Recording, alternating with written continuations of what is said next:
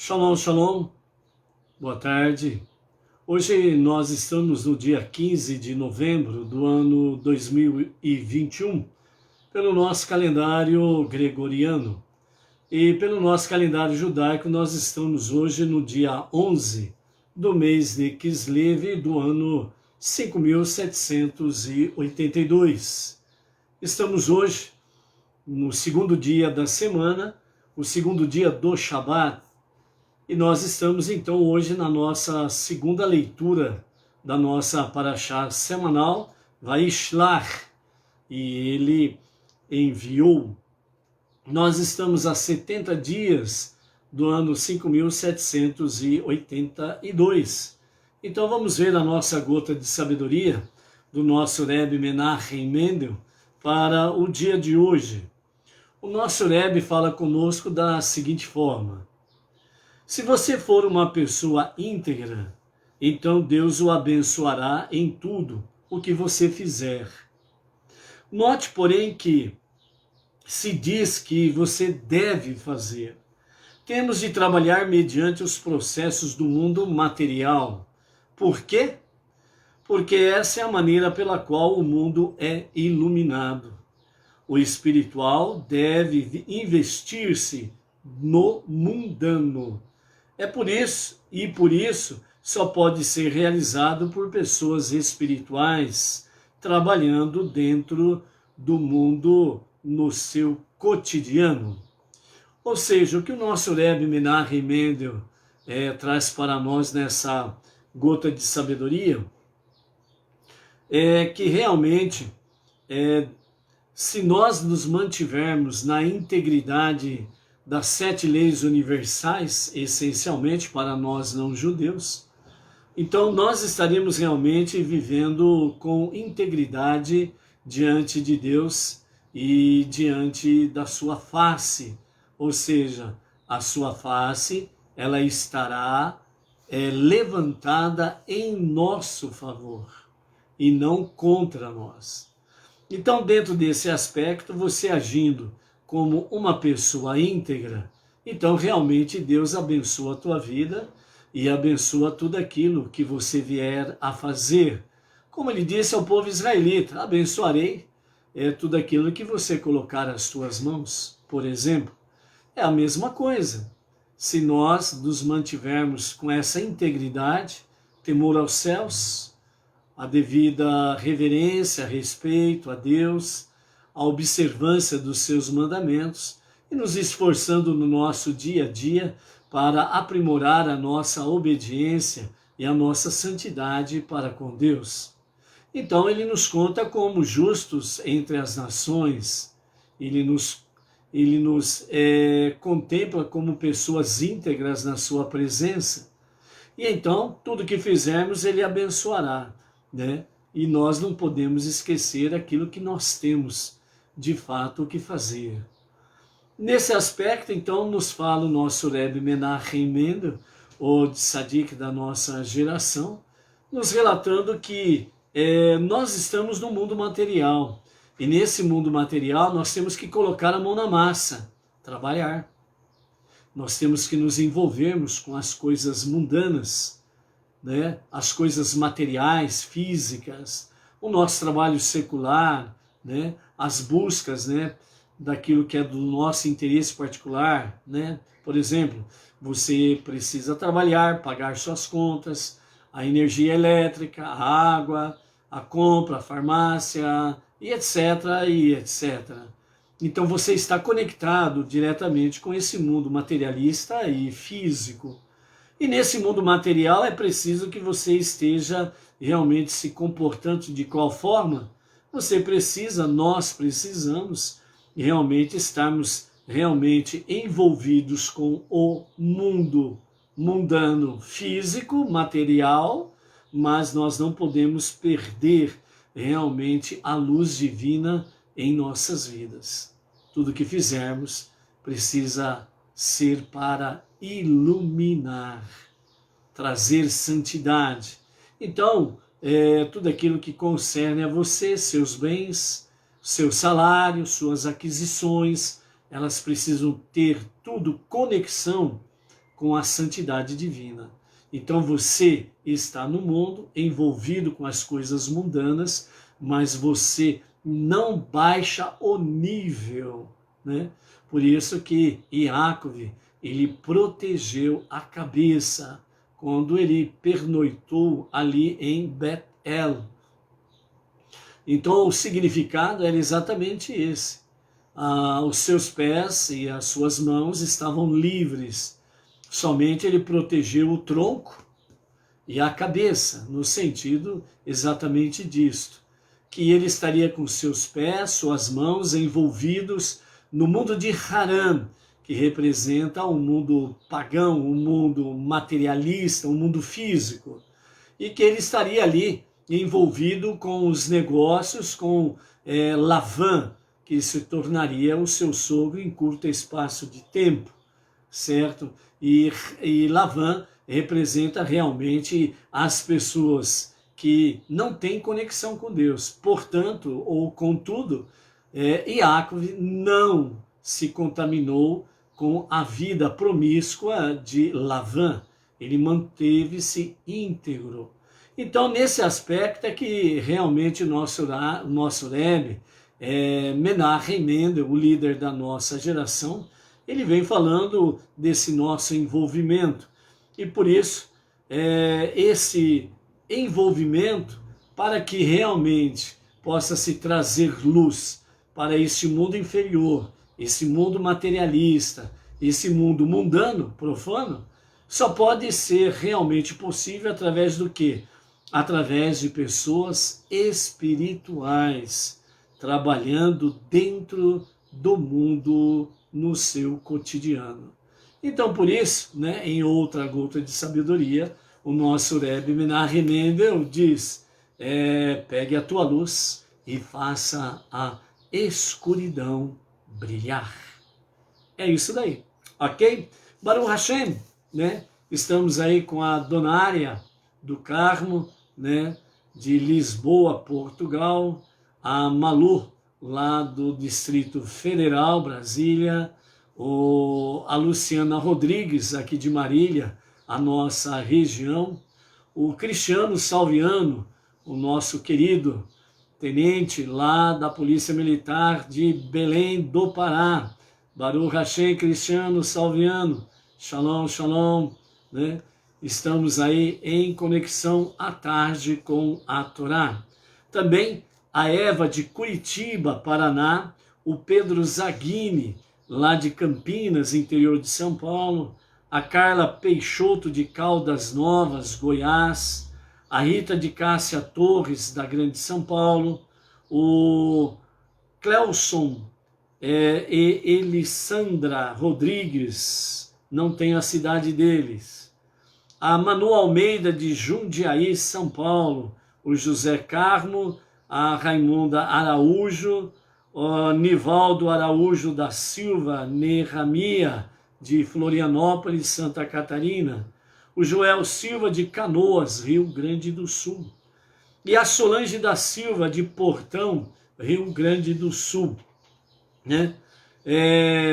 Toda Rabá, muito obrigado, Solange da Silva, que tem aí enviado, né, a sua doação, né, ali no YouTube, né, através do YouTube tem enviado ali também a sua doação. E aqueles todos, né, que têm enviado também doações diretamente lá no Pix, que nós temos aí na descrição do vídeo, também que seja a graça de Hashem sobre cada vida e que realmente, né, o Eterno dê graça sobre graça, no mínimo duplamente, para cada uma das vidas, né? Porque esta forma está dentro da nossa paraxá semanal, né? Que é o envolvimento com o mundo físico, mas tendo as posses para aplicar nas causas nobres onde há estudo da Torá.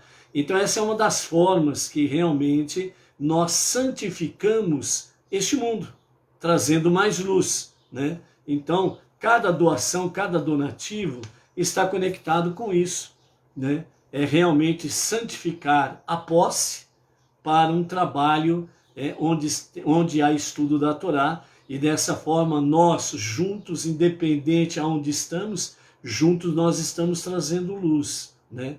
Então vejam bem, se de norte a sul, leste a oeste, as pessoas estão envolvidas com o estudo da Torá, a obediência das 7 leis universais, com a tzedakah, as doações voluntárias, espontâneas, ofertas, dízimos, bem como também estão envolvidas nas suas preces diárias, na sua techuvá, que é o retorno a Deus para um contínuo e sincero e genuíno arrependimento a Deus.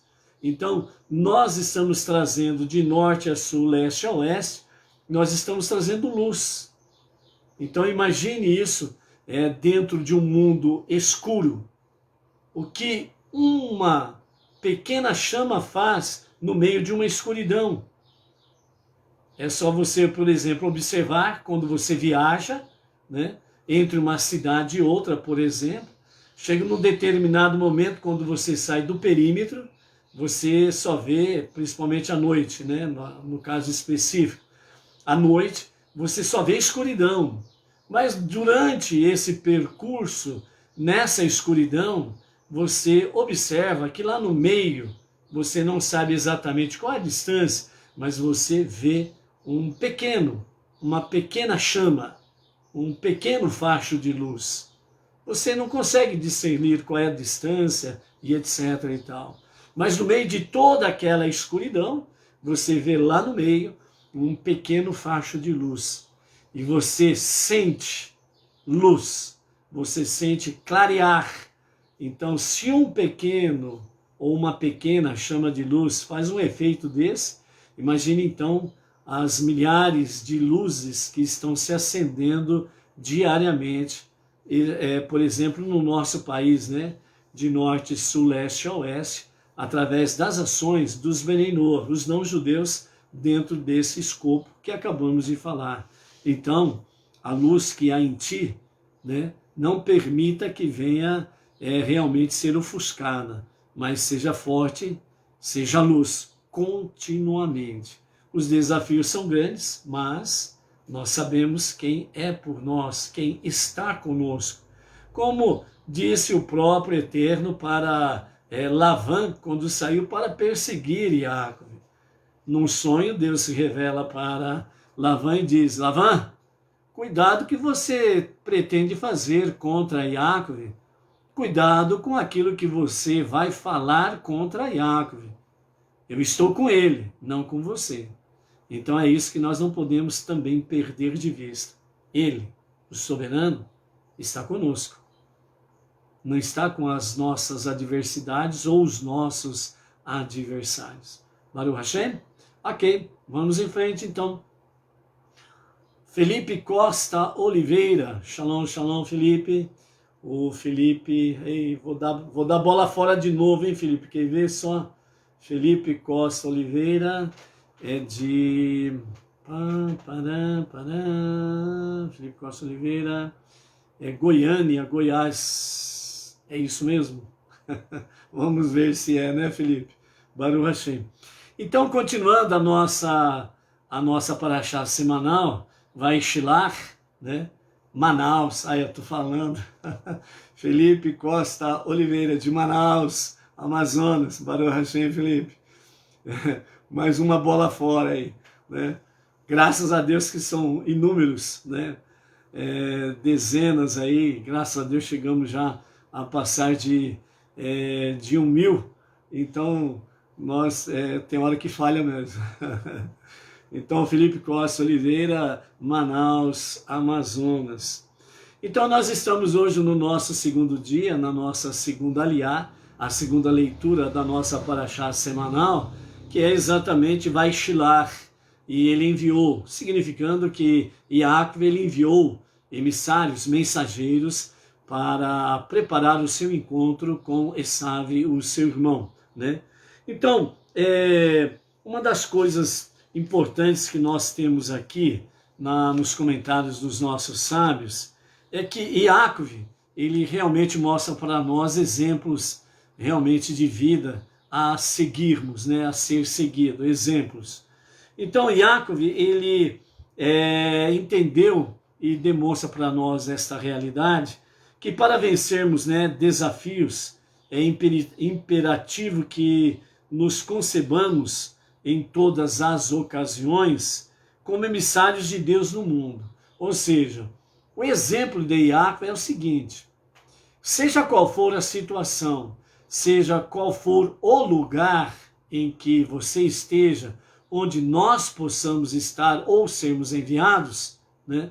Uma coisa é certa, nós não podemos esquecer deste simples, mas grande significado que é: nós somos emissários de Deus neste mundo. Você é um emissário de Deus. Você é uma emissária de Deus. E nós não podemos esquecer e muito menos abrir mão disto, como Esaú abriu mão realmente da sua primogenitura, porque ele não deu o devido valor. Então Deus concedeu-nos a graça, né?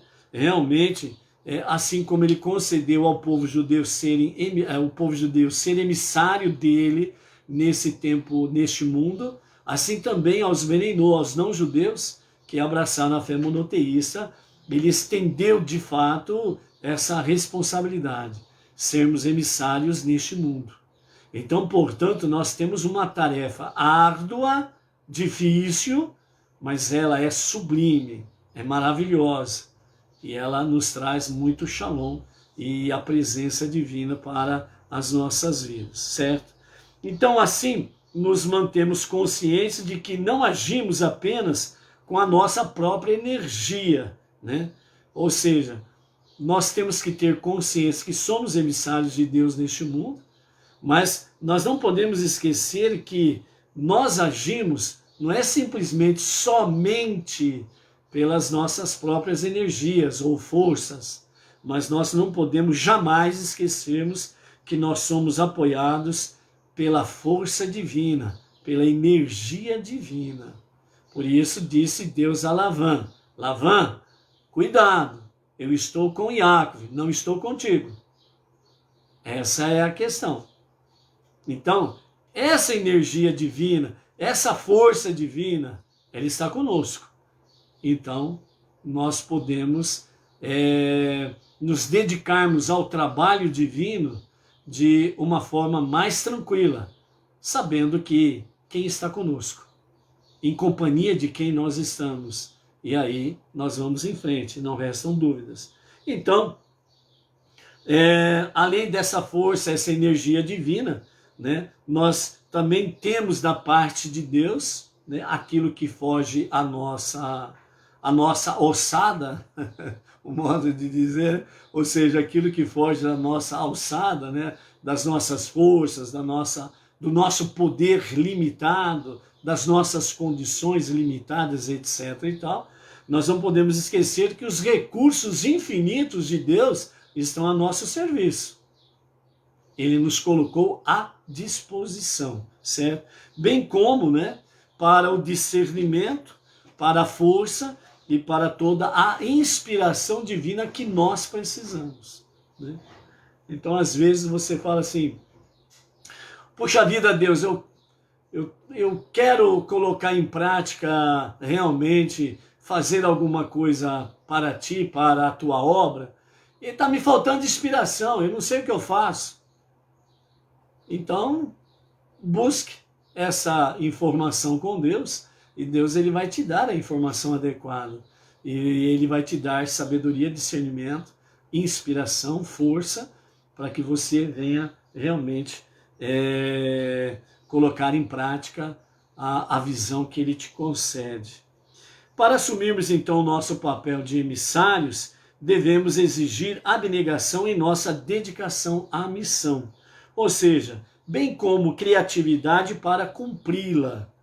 A devoção abnegada à nossa tarefa divina impede que nossos interesses pessoais distorçam seus fins ou meios, o que interferiria, né, no fluxo de energia e sabedoria divina, para que precisamos ter acesso, né? Aqui precisamos ter acesso. Ou seja, diante da nossa missão,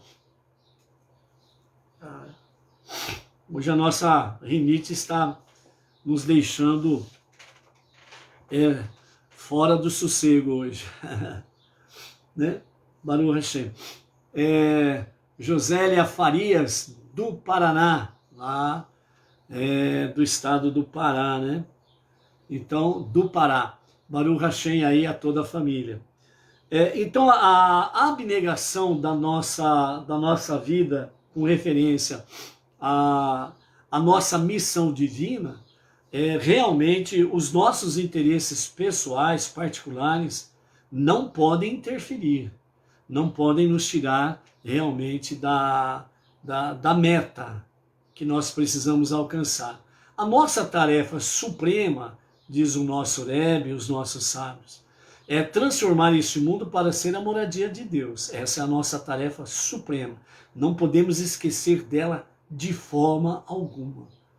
E nesse percalço todo que temos pela frente, né, temos várias coisas a realizarmos aí. Então a nossa abnegação, né, ou seja, o que importa não é o que é do meu interesse, mas é o interesse de Deus. As minhas questões de interesses pessoais, particulares, não estão em primeiro plano, mas sim as de Deus estão em primeiro plano, ok? Então a criatividade e a inventividade nos possibilitam criar estratégias específicas requeridas pelo ambiente particular em que cada um de nós opera. Ou seja, a realidade é uma só. Dentro desse aspecto aqui, por exemplo, né, o que o Cristiano Salviano precisa fazer lá, né, em Belém do Pará, por exemplo, né, não é a mesma atividade, criatividade ou inventividade que eu venho a fazer aqui. Porque a realidade local é diferente uma da outra. Então, por isso, realmente nós precisamos estar aí, realmente com esse acesso a Deus, para que isso possa acontecer de acordo com a realidade de cada um e de cada localidade. É a mesma coisa, por exemplo, né, a Dona Área Carmo, né, e o seu marido José Luiz, lá na cidade de Lisboa, em Portugal. A realidade local é uma realidade diferente. Então, a criatividade lá precisa ser de uma forma diferente da nossa aqui, né, no estado de São Paulo, por exemplo. Né? Então, é isso que os nossos comentaristas falam sobre a questão de criatividade e inventividade, né? Então, em cada localidade tem as suas peculiaridades, ok?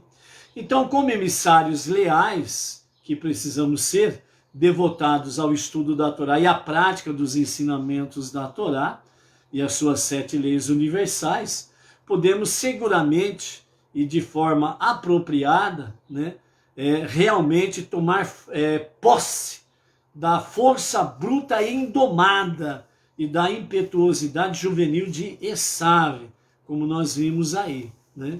Então, toda essa característica de Esav, que infelizmente ele inclinou para o mal, e Yetzer Hará, a inclinação para o mal. Então aqui os nossos comentaristas, os nossos sábios, eles falam que nós precisamos pegar realmente essa força bruta, indomada e impetuosa de Esav e trazer realmente para o aspecto espiritual. Por isso que é importante sermos emissários fiéis, compromissados com o Eterno e a sua vontade. Precisamos realmente estarmos aí sempre devotados ao estudo da Torá, as suas 7 leis universais para nós não judeus, né? E cada vez mais tomando posse dessa realidade espiritual. Para quê? Para que a força bruta, indomada e impetuosa de Esav, que representa a nossa alma animal, nós possamos fazer com que isto venha convergir para a nossa alma divina, né? Então, um exemplo simples. Às vezes você tem vergonha de falar de Deus para alguém. Então está faltando o quê? A força bruta indomada e a impetuosidade de Esav. Não para o mal, mas para o bem. Então, às vezes a pessoa, um exemplo simples, às vezes a pessoa ela tem vergonha de falar de Deus, falar das 7 leis universais, falar porque não faz isso, porque deixou de fazer aquilo, né? De acordo com os preceitos de Hashem. Né? Então fica com vergonha de falar. Então está faltando essa força bruta, indomada, essa impetuosidade de Esav, e não ter vergonha para falar realmente do nosso Deus e dos seus mandamentos, das 7 leis universais da Torá.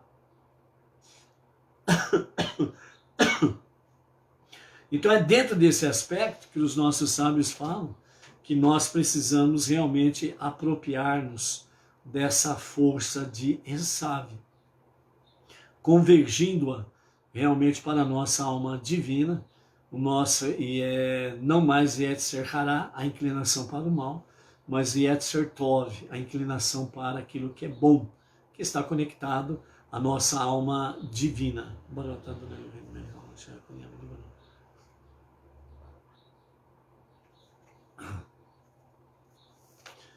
Então, conforme previu Yitzhak, essa união da exuberância da juventude com a sabedoria da idade mais avançada é a característica definidora do futuro messiânico. Sendo assim, a chave para antecipar a chegada dos dias de Mashiach, nós precisamos cada vez mais estarmos conectados com esta realidade, ou seja, emissários leais, devotados ao estudo da Torá e à prática dos ensinamentos e dos mandamentos da Torá, para conosco as 7 leis universais, nos apropriando realmente da força bruta indomada e da impetuosidade de Esav, para o bem, para podermos divulgar a unidade e a unicidade de Hashem.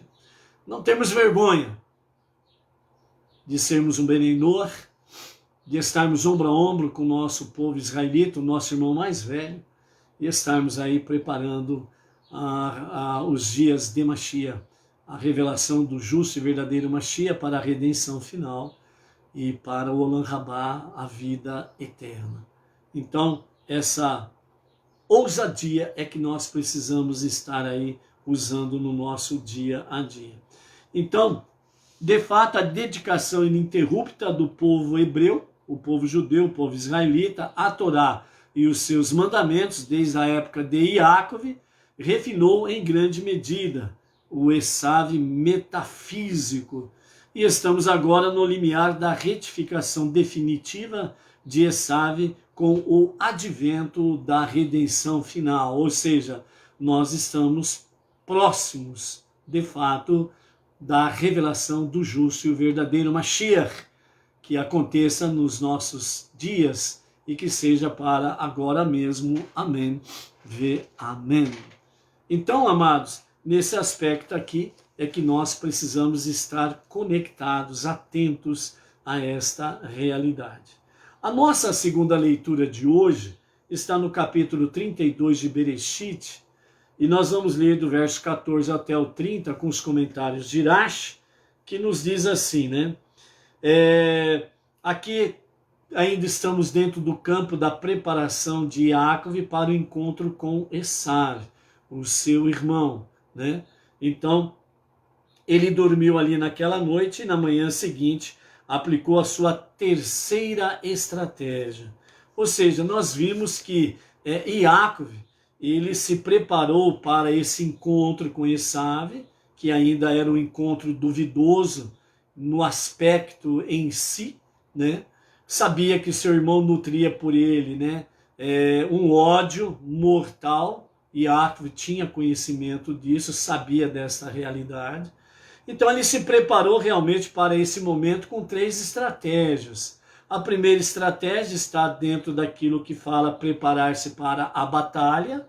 A segunda estratégia é rezar para Deus eliminar a necessidade da guerra, da luta. E caso ela venha acontecer, ele já pede também a vitória. E a terceira estratégia é exatamente, né, mandar um presente propiciatório, né, de expiação, ou um presente oportuno para quebrantar o coração, quebrar a frieza, a indiferença, o ódio, né, para que pudesse haver aí um encontro amistoso, harmonioso em Shalom, né? Então agora aqui na nossa segunda aliá, então Yaakov ele coloca, né, então em funcionamento a sua terceira estratégia, que é o presente propiciatório.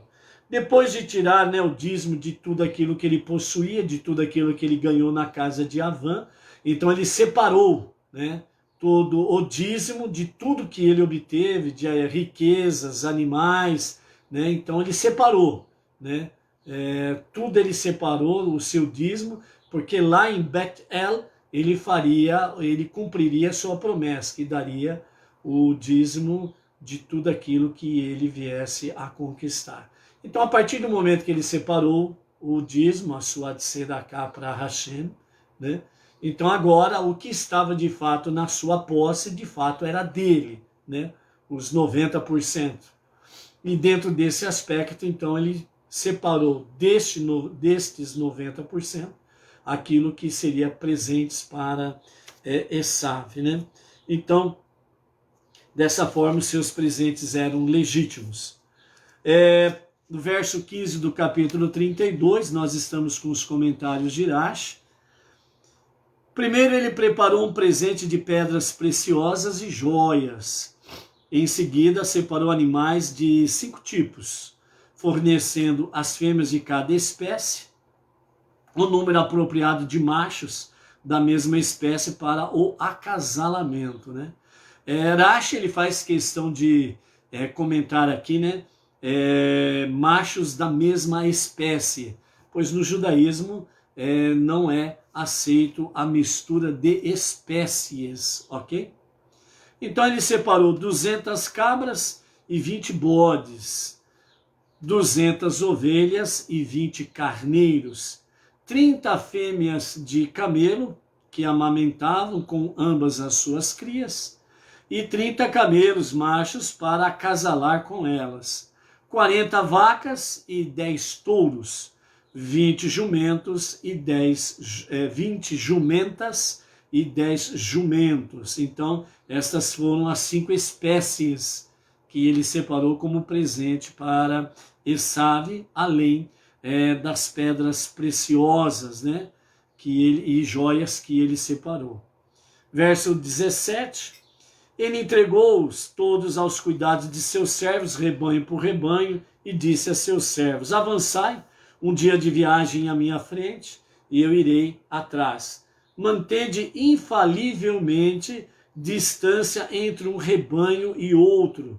Isso fará o presente parecer mais admirável, e espero agradará a cobiça de meu irmão, né? Então assim ele ordenou ao primeiro: quando tu chegar próximo do meu irmão Esav, e te encontrar e te perguntar: homem, de quem és isto aí? Quem te enviou? Então você responderá aonde, quando ele te perguntar estas coisas, e para onde te diriges, e para quem são estas coisas. Então dirás, respondendo às suas questões, às suas perguntas: eu sou um emissário de teu servo, Yaakov. Este é um presente enviado a meu senhor Esav, e o próprio Yaakov também está logo atrás de nós. Ele deu instruções semelhantes ao segundo, ao terceiro e todos os outros que seguiam os rebanhos, dizendo: com tais palavras falareis a Esav quando o encontrardes, né? E direis: teu servo Yaakov também está logo atrás de nós. Pois ele pensou: eu o apaziguarei com o presente que está sendo mandado na frente, depois o defrontarei. Ou seja, pessoalmente nós vamos aí, olho no olho, nós vamos conversar. Então Yaakov estava furioso, né, por ter de tomar todas essas medidas preparatórias para o seu encontro com Esav, ou seja, não precisaria de nada disto, né? Assim, o presente de joias e animais passou adiante à frente dele. Iacove mandou um séquito composto de alguns dos anjos que Deus enviara para protegê-lo. E quando defrontaram com Esaú e seus homens, esses anjos assumiram forma humana. E perguntaram-lhe quem eram. E eles responderam que eram homens de Esaú. Então os anjos os atacaram. Os homens de Esaú rogaram misericórdia, e invocando o mérito de Esaú como filho de Isaac, mas isso não impediu que os anjos parassem com as investidas, né? Aí os homens então invocaram o mérito de Esaú como neto de Abraão. Os anjos também não pararam, eles tinham a forma humana. E então aqueles homens invocaram o mérito de Esaú como irmão de Iacove. E aí então os anjos pararam, né, com as investidas, as agressões, e assim eles responderam, né, então sois dos nossos, né? E finalmente desistiram, permitindo que Esaú e seus homens prosseguissem, né, para o encontro com Iacove, né? E assim Iacove dormiu aquela noite no acampamento, né? Então nós temos aqui também a questão, nesse trecho aqui, nós temos aí a questão do envio dos presentes. Ele mandou o primeiro séquito com as joias e as pedras preciosas. O segundo séquito ele mandou, como havia ali 5 espécies de animais, então na realidade houve 6 comissões, né, para chegar a Esaú. Então na frente foram as pedras preciosas, as joias. Aí depois de um tempo chegou o segundo séquito com a primeira leva de animais, depois o segundo até o quinto, né? Então nessa forma Iacove disse que isso poderia ser que cada presente iria apaziguando o coração de Esaú e quebrantando, né? Se todos chegassem ao mesmo tempo, muitos presentes ao mesmo tempo, então aí o Esaú não teria como analisar presente por presente. Então tudo junto, misturado, ficaria uma coisa vulgar e não com seu devido valor. Então Iacove ele usou uma estratégia em valorizar cada presente.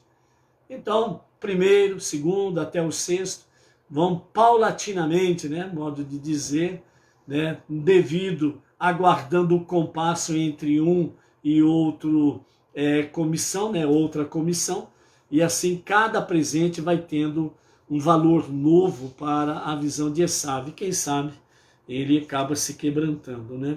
Então, é esse sentido aqui de saber, né, estratégia, né? A estratégia, tem que saber sobre a questão da estratégia em si, né?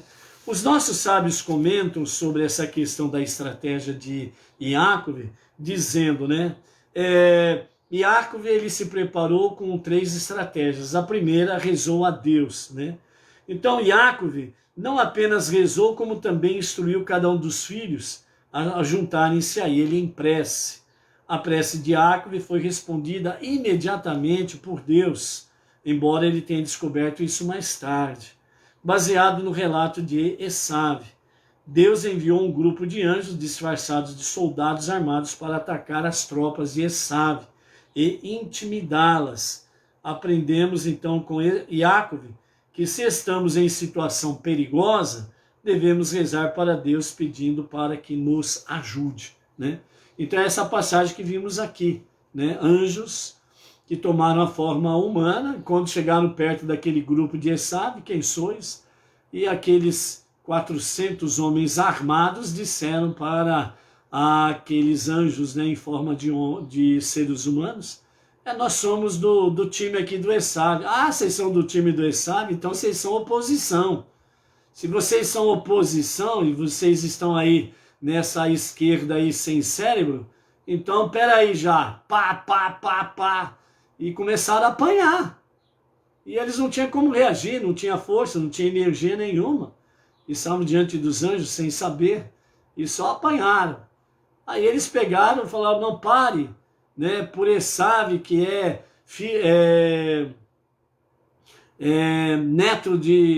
filho de Itzahak, né? E aí eles não pararam. Esav é filho neto de Avraham, né? Pelos méritos de Avraham, pelos méritos de Itzahak. E os anjos não pararam, não. E pau para toda a obra lá. E o pessoal da esquerda ali, de Esav, ali só apanhando, né?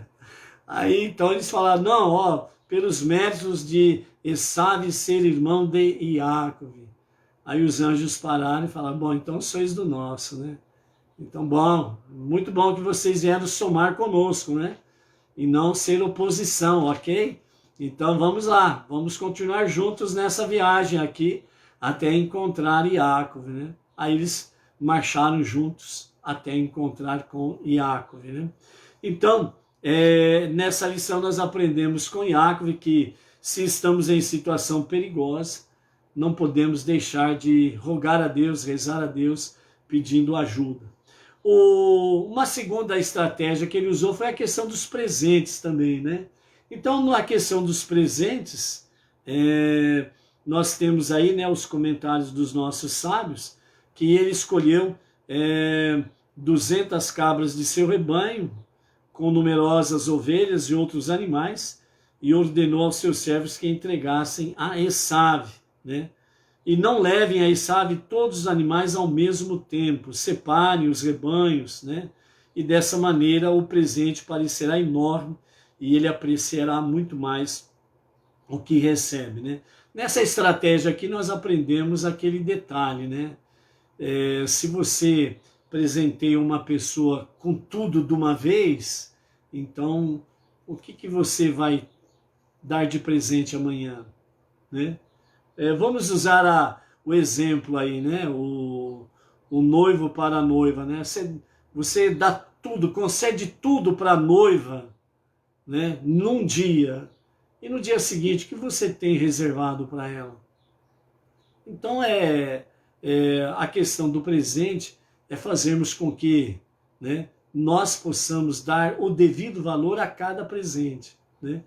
Mesmo que seja mesmo que seja de forma simples, mas aprender a valorizar, né, as pequenas coisas, as simples, para que as maiores também possam guardar o seu devido valor, né? E não estarmos aí valorizando uma coisa sim e a outra coisa não, né? Tudo que te pertence, você precisa valorizar, ok? E a terceira questão, né, que foi ao preparar-se para a batalha, né? Então, Jacob, né, segundo os nossos sábios, ele colocou todos da sua casa em vestes brancas, né, se vestiram de brancos, ordenou a cada um que escondesse uma espada debaixo da sua capa, né? Ao mesmo tempo tinha um plano de fuga, como os acampamentos estavam divididos, né? Ele dividiu então os acampamentos e caso ele vencesse um, então haveria condições do outro poder escapar em tempo, né? Então dessa forma nós aprendemos que numa situação de emergência nós devemos, além de rezar, nós precisamos fazer todo o possível para salvar as nossas vidas, certo? Os mortos não louvam a Deus, os vivos sim, certo? Então, nós precisamos fazer tudo para salvar as nossas vidas, para prestarmos continuamente um serviço a Deus. No verso 23 do capítulo 32, nós temos aí, naquela noite, Jacob levantou-se, tomou suas 2 esposas, suas 2 servas, seus 11 filhos e todas as irmãs gêmeas deles, atravessou o val do rio Iaboque. Ele escondeu sua filha Diná em um caixote, para que Esav não a visse e a desejasse. Essa atitude de Jacob aqui, né, os nossos comentaristas, os nossos sábios relatam que aqui Jacob ele cometeu uma falha, né? E essa falha foi exatamente esconder Diná. Segundo os sábios, falam que Diná era a única pessoa possível, porque ela era uma mulher extraordinária, uma jovem extraordinária, em todos os níveis, e ela tinha todas as condições de poder regenerar Esav, né? Então, os nossos sábios falam que nessa ação aqui, Iaco, ele, com as melhores das intenções em proteger Diná, ele acabou falhando na possibilidade de conceder a Esav realmente se regenerar, né? Fazer uma techuvá a Deus e poder assim ter um genuíno e verdadeiro arrependimento. Então nessa lição aqui que os nossos sábios trazem para nós, é uma lição simples. Nós não podemos negar a ninguém a palavra da Torá. Nós não podemos omitir a ninguém a unidade e a unicidade de Hashem. Há um só Deus, um só Criador e um só Salvador. Nós não podemos negar isto a ninguém. Precisamos anunciar a todos, sem exceção. O verso 24, então, ele tomou-os e carregou-os para o outro lado do rio, um de cada vez, erguendo-os em sua margem e colocando-os na outra. E depois carregou todas as suas posses para o outro lado do rio, do mesmo modo. Ele então voltou para apanhar alguns objetos pequenos, que distraidamente havia deixado para trás. Assim Iacob ficou sozinho na margem do rio Iaboque, e o anjo da guarda de Esav assumiu a forma física de um homem e lutou com ele até o raiar do dia. Essa luta foi uma manifestação física da luta interior, espiritual, entre Iacob e Esav, pelo direito de primogenitura, ok? Antes de nós continuarmos aqui, nesse embate de Iacob e o anjo de Esav, né? Nós temos aqui a questão dos objetos que Iacob, né? Ele esqueceu, por um descuido, esqueceu do outro lado, né? Eram pequenos objetos, né, de pequeno valor, mas mesmo assim ele voltou para pegar aqueles pequenos objetos. E foi aí que teve o encontro com o anjo de Esav. Nesse aspecto aqui, os nossos sábios, eles querem mostrar para nós que, puxa vida, mas Iacob, por causa de pouca coisa, ele retornou lá. Ele já tinha toda a sua riqueza do outro lado. Qual diferença queria fazer aqueles pequenos objetos de pequeno valor? Não teria, ele não ficaria nem mais pobre nem mais rico por causa daqueles objetos, né? Mas os nossos sábios falam o seguinte, é que o que é teu, por menor que seja um objeto, por menor que seja este valor, ele pertence a você. E você precisa saber valorizar. Tem um ditado, né, aqui no Brasil, antigo, que diz assim, quem não faz questão por um tostão, jamais terá 1 milhão. Não sei quantos conhecem esse ditado, mas é um ditado muito antigo. Meu avô, meu pai, né, falavam muito sobre isso daí. Quem não valoriza um tostão, que significa centavos, jamais terá 1 milhão. Então aqui nessa ação de Iacob, os nossos sábios comentam que não importa a dimensão e o valor. É teu, é teu. Por isso tem o outro ditado. O que é teu, o que é de outro, é de outro. Não põe a mão, né? Então é no sentido de você furtar coisas alheias, né? Não furtarás, está dentro das 7 leis universais. O que é do próximo, então, portanto, é dele, não seu, certo? Então, nesse aspecto aqui, é isso daqui.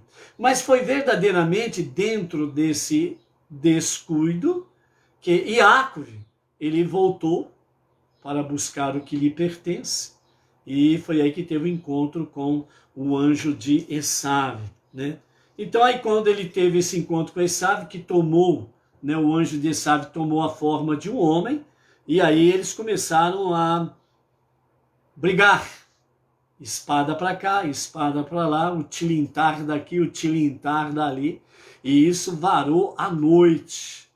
E o anjo de Esav viu que realmente ele não conseguia vencer Iacove. Então aqui os nossos sábios falam que essa manifestação é de fato uma manifestação física de uma luta interior, espiritual dos dois irmãos, exatamente pelo direito de primogenitura, né? Então, nesse aspecto aqui, o anjo de Esav viu que não conseguia vencer Iacove. Então ele fere realmente, né, a coxa, né, o flanco de Iacove, e aí então ele se torna manco, porém ele não desiste da luta. E é onde que o anjo fala para ele: deixe-me ir embora, já está raiando o dia e eu preciso ir realmente à presença divina para prestar o meu louvor a Deus, né? E o Iacove disse: eu não te deixarei, não te deixarei ir, a menos que primeiro me abençoe, reconhecendo o meu direito de primogenitura. Então, quando você lê na Torá escrita, o meu direito, né, que me abençoes, melhor dizendo, né, já na Torá oral está escrito, né, explicando esse trecho, que é exatamente o quê? Reconhecendo o meu direito às bênçãos que meu pai me deu e que Esav continua contestando, né? Então o anjo perguntou: qual é o teu nome? E ele respondeu: Iacove. E o anjo então disse: sê paciente. Também está na Torá oral, né? O Talmud, a Mishnah traz essa realidade. Então, sê paciente, Deus logo te aparecerá e te dará um nome alternativo. Não mais se dirá que teu nome é apenas Iacove. Iacove, ele está ligado com o verbo akav. E o verbo akav, traduzido, é enganar. Então, você não terá, não mais se dirá que teu nome é apenas Iacove, né? Enganador. E tu serás chamado de Israel, que tem conexão com a palavra serará, que significa nobreza. Então, Israel, ela tem conexão com a palavra serará, que significa nobreza, e também significa lutou com Deus, que indica que obteve as bênçãos de teu pai honrosamente, que lutaste comigo, um anjo de Deus, e com os homens, isto é, com Esav e Lavã, pelo que é legitimamente teu, e venceste a nós três, ou seja, Esav e Lavã, né? E com o anjo de Lavã, né? Então, Iacove, ele lutou contra três: o anjo de Esav, Lavã e o próprio Esav. Iacove venceu os três. Então, estarei presente para consentir com a atribuição desse nome adicional, reconhecendo assim teu direito de primogenitura. O próprio anjo de Esav seria testemunha favorável a Iacove, no momento em que Deus se revelar para Iacove e dizer que se chamará também Israel, que está conectado com Serará, nobreza, né? Então, mais uma vez aqui, pelos nossos sábios, nós temos mais uma vez que aquele anjo não era o próprio Deus, como alguns segmentos religiosos querem enfatizar, né? Não era o próprio Deus. Deus, ele não tem adversário. Deus, ele não briga com ninguém, porque ninguém é comparado a ele. Deus não precisa pegar em espada para vencer quem quer que seja. É só ele fazer assim, ó. Pronto, acabou. Então ali era o anjo de Esav. Era o anjo da guarda de Esav. E é por isso que, né, o Talmud, a Mishnah, a Torá oral, traz essa compreensão do texto, né? E venceste a nós três, o anjo, Esav e Lavã, né? Então Iacove indagou e disse: por favor, diz-me teu nome. E então ele respondeu: por que perguntas qual é o meu nome? Nós anjos não temos nome fixo. Nosso nome expressa meramente a missão de que somos incumbidos. Portanto, ele muda quando a nossa missão muda. Então, o nome dos anjos muda de acordo com a missão. Então, os anjos não têm um nome fixo, né? Então, o anjo da guarda de Esav, o anjo da guarda de Yaakov, o anjo que está responsável sobre Canaã, e assim sucessivamente. Então, cada missão, os anjos levam o nome daquela missão. Então, Yaakov não concordou em esperar até que Deus lhe aparecesse em algum momento, desconhecido no futuro, pois queria que o anjo da guarda de Esav reconhecesse seu direito de primogenitura antes de seu confronto com o próprio Esav. Assim, conforme Yaakov solicitara, o anjo o abençoou ali naquela hora. Yaakov então soltou o anjo e ele desapareceu. E aqui nós findamos a nossa segunda leitura.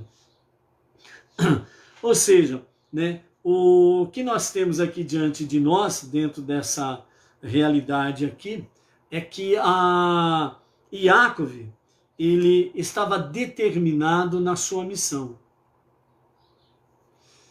E ao estar determinado na sua missão, o que não falta é exatamente a adversidade.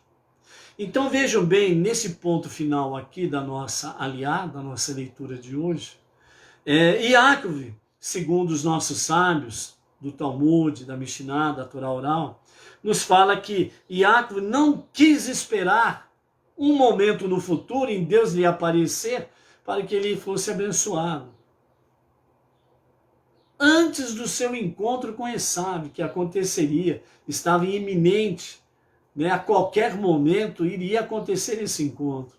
E ele não queria esperar esse tempo de futuro, que não saberia quando seria, para que Deus lhe aparecesse e lhe abençoasse.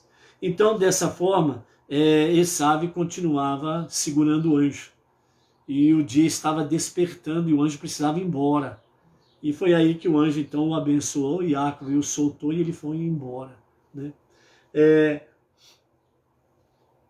Então, nesse sentido aqui, nós estamos falando de luta. Uma luta espiritual, como diz os nossos sábios. Essa luta de Yaakov e com o anjo de Esav já era uma demonstração física de uma luta espiritual que estava acontecendo no mundo espiritual entre o próprio anjo de Esav e o próprio anjo de Yaakov, para que fosse confirmado o direito de primogenitura de Yaakov. Então, trazendo isso para a nossa realidade, como diz o nosso Rebbe Menachem Mendel, trazendo a Parashá para o nosso dia, para a nossa realidade. Você está na sua vida, do seu cotidiano, você está aí, e muitas vezes está acontecendo certas coisas que você não está compreendendo. Você está diante de situações e adversidades que você às vezes diz assim: meu Deus do céu, o que está acontecendo? Por que isso está acontecendo comigo? De novo essa mesma situação. Mas por que isso agora? Sendo que eu estava tão perto de conquistar tal questão, essa ou aquela, etc. e tal. E por que essa adversidade agora? Por que isso agora? É porque está sendo travada uma batalha no mundo espiritual entre o teu anjo e os anjos adversários,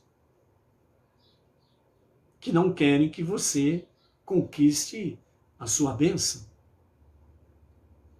Então, quando nós vemos aqui que de fato Yaakov diz: não te deixarei enquanto não me abençoares, né? Ou seja, reconhecendo o meu direito de primogenitura. Nesse aspecto aí, então, a nossa prece a Hashem, eu não vou dar sossego para o Senhor. Eu não vou dar sossego para ti enquanto eu não conquistar essa questão, ó Pai. ela é legítima, ela é legal, ela é lícita.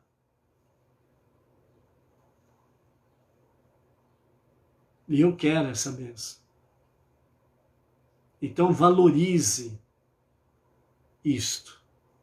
A sua prece a Hashem, ela é preciosa quando você abre o seu coração e se expressa do fundo do seu coração com verdade, com sinceridade, com honestidade.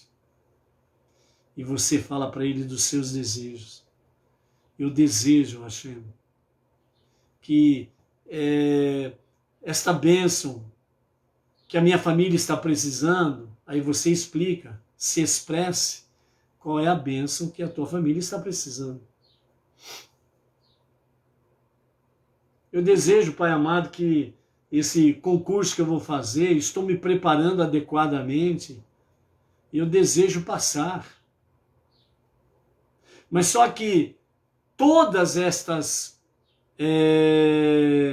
propósitos diante de Deus, das suas preces, ela precisa estar conectado com aquelas pequenas peças em que Yaakov retornou do outro lado do rio, o rio Yabok, para buscar, valorizando aqueles pequenos objetos, valorizando aquelas coisas que eram de pequeno valor.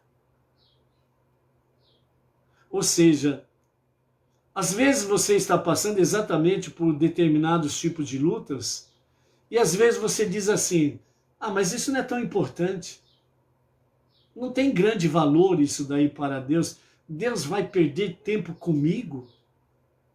Deus vai perder tempo em ouvir essa minha prece aqui, que eu estou pedindo uma coisa tão pequena, tão simples.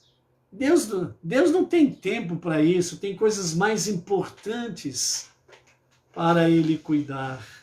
Negativo. Se você pensa assim, totalmente errado. E essa é uma das lições que nós aprendemos com Yaakov sobre aqueles pequenos objetos que ele esqueceu do outro lado do rio, de menor valor, mas ele voltou para buscar, porque era seu, pertencia a ele. Então, as tuas bênçãos, Deus tem realmente reservadas para você, desde pequenas e aparentemente, muitas vezes para nós, para você, insignificantes. Mas para Deus tem valor. E Ele quer que você valorize cada uma das bênçãos. Cada fração de milésimo de segundo de um respiro de vida que você dá. Ele espera que você agradeça a Ele por isso. Que você aprenda realmente a dar o devido valor, desde a menor das bênçãos, desde o menor dos mandamentos, para que Ele possa confiar a ti outros maiores, outras bênçãos maiores, outras posições maiores, para que você possa crescer e se elevar. Tem muita gente que diz assim, por exemplo, como eu gostaria de ser rico para fazer doações, para poder ajudar este ou aquele ministério ou comunidade, ou onde tem essa casa de estudos. Como eu gostaria de ser rico, de poder fazer isso. Mas ele não tem a fidelidade de fazer sequer uma oferta de R$10, por exemplo, porque ele acha que é pouco, porque ele acha que é insignificante. Onde já se viu? Vou fazer uma oferta de R$10, para com isso. Onde já se viu um negócio dele? Então você não se valoriza. Você não valoriza os pequenos atos, não valoriza os pequenos mandamentos. Então, muitas vezes você fala assim, puxa vida, Deus, de novo essa situação? é porque você ainda não aprendeu a dita cuja da lição. Então Deus volta você na mesma prova, no mesmo teste, para ver se você passa. Se você passar, então tem coisa melhor e maior na frente. Mas você precisa vencer primeiro esse daqui.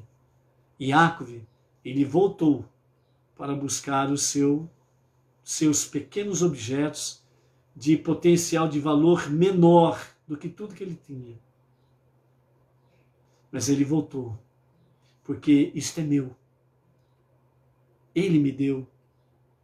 Não foi que ele conquistou pela sua força, pela sua energia, mas foi porque as suas forças e as suas energias tinham inspiração divina das forças e das energias que vieram de Deus para ele poder conquistar desde o menor dos objetos até os maiores, desde o pequeno em valor até os de maiores valores. Então ele me deu. Ele possibilitou que eu conquistasse isso. Então, quando nós aprendemos a valorizar de fato, então, de fato, ele estará fazendo coisas grandes e maravilhosas para cada um de nós. Por isso, disse o salmista, por que eu estou feliz? Por que somos felizes? A resposta, porque grandes e maravilhosas coisas Deus tem feito por nós. Então, saiba valorizar, seja forte, seja luz, seja alguém de valor, porque Deus ama cada um de nós com amor excelente. Saibamos valorizar desde o menor dos mandamentos, para darmos o devido valor também aos maiores mandamentos. Que nós saibamos valorizar as pequenas coisas que Deus nos concede, para que possamos valorizar as demais questões maiores. Se nós dermos o devido valor às pequenas coisas, Ele sabe que nós seremos fiéis para podermos ser portadores de algo bom e maior que Ele possa nos dar no amanhã. Para qual finalidade? Para a finalidade, para dar o devido fundamento, alicerce, força nas causas do Eterno, para o serviço do Eterno. Então, tudo nos irá bem. Por quê? Porque ele disse a Lavan, eu estou com Iácov, não com você, Lavan. Eu estou com o Beneinor, a Batinor, fulana tal, e não com o adversário ou as adversidades. Então, por isso, seja forte, seja luz, seja aquele que realmente confia em Deus. Até amanhã.